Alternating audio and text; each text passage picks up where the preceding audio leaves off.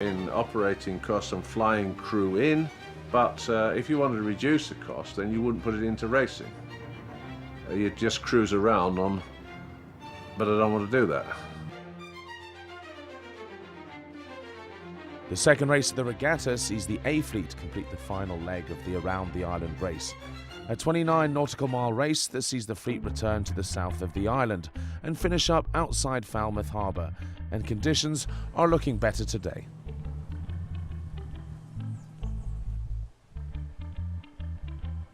The wind will be much better than yesterday. Yesterday we had some wind around 10-12 knots, and today it is around 17 knots, until perhaps 20 knots. And we have the sun also today. Yesterday we had no sun. Claude Fellier's Région Guadeloupe is the largest trimaran at the regatta. Prior to sailing week, she took line honours at the Guadeloupe to Antigua race and is looking forward to the improving conditions for day 2. In the race around the island yesterday we finished first overall, but we are the faster boat anyway, and we try to do it every day. I don't know.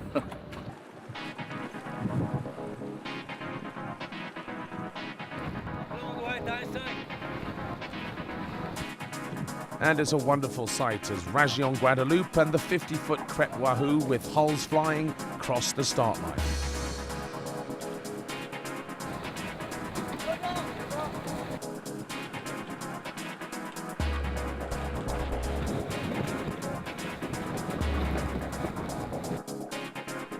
In Racing 2, Chippewa shut rival Stay Calm out of the starting box and forced them to turn back and recross the line.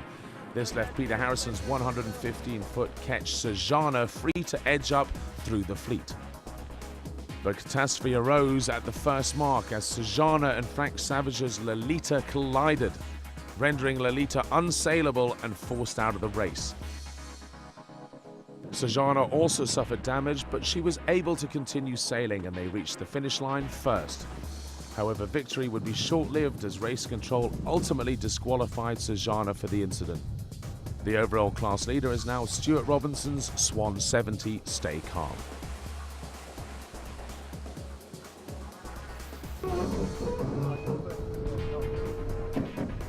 In Racing 1, the start line saw more close action with ICAP Leopard and Pantera battling it out for the best start.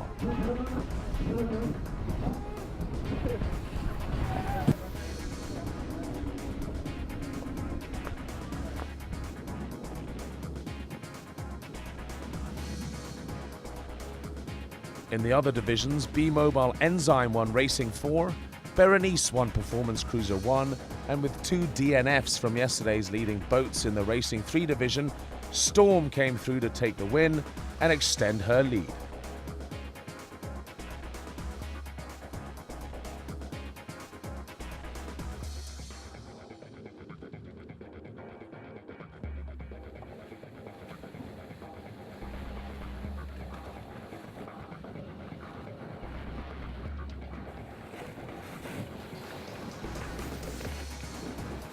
In the multi-hull class, Région Guadeloupe was flying, but it was their rival Crête Wahoo that took the win today.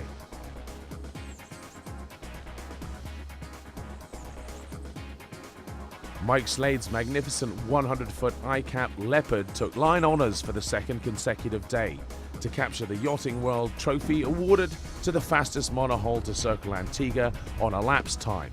And Mike Slade is certainly enjoying the tight racing here in Antigua. Now, it was an interesting start because there's 7 of us on the line. So we're all fighting for the pin end to get the best start and get the best angle. So we had to squeeze a couple out, and a little gap came. We were coming on with a bit more pace, so we were able to squeeze through it between Rambler and the TP52 of Benny Kelly, which won yesterday. So very interesting. But going through that gap, you're saying to the guy on your windward side, hey, watch your rig, because they were within about 6 inches of hitting our rig, which would have been calamitous for everybody. So we got away with that. We were around the top mark first of our group and powering away. We had a great run, and we're sitting here biting our fingernails to just wait and see if Rambler can get to the line within about 10 minutes of us, in which case she'll beat us on handicap. But hey, what a place to be and what a lot of fun this is. Second across the line in Racing 1 was George David's Rambler, followed by Benny Kenny's Pantera, who did enough to take today's win on corrected time, and now sits atop the class after 2 days of racing. The fleet has now returned to their bases in English Harbour, Falmouth and Nelson's Dockyard, harbours which have been a hub for sailing vessels for centuries. The island was considered so important in the 18th century that in 1784 Captain Horatio Nelson arrived here and developed a dockyard at English Harbour. His influence lives on today, with the Lord Nelson Trophy being granted to the overall winning yacht at Stanford Antigua Sailing Week. Antigua's dockyard is still very much a working place, beautifully restored and still employing varnishers and sailmakers just as it did 2 centuries ago. But it was in 1949 that Antigua really took on the role of a leisure yachting island, when Commander Desmond Nicholson settled here and became one of the founder members of Sailing Week. Late 1940s, early 1950s, the Nicholson family came here, and Commander Nicholson was cruising these islands on a British warship. He loved Antigua and came back in the early 1950s with his family. He moved here, bought a yacht called a Mollyhawk. He loved it so much, he decided, I got to stay here, find a way to make a living. And he offered his boat, his yacht, for charter anywhere in the Caribbean to anyone who wanted to go sailing in the Caribbean islands.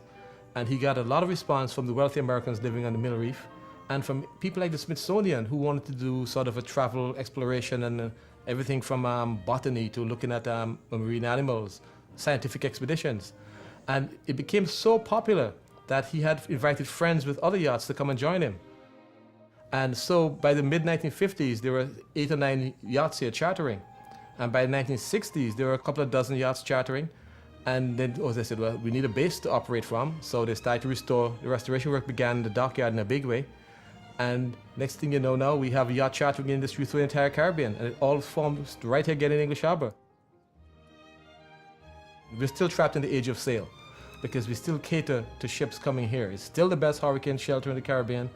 And all of these beautiful Georgian period naval structures have been reused for support of the yachting industry. So instead of having military camps today, we have sailing week camps and fun sailing all year long, right here in English Harbour.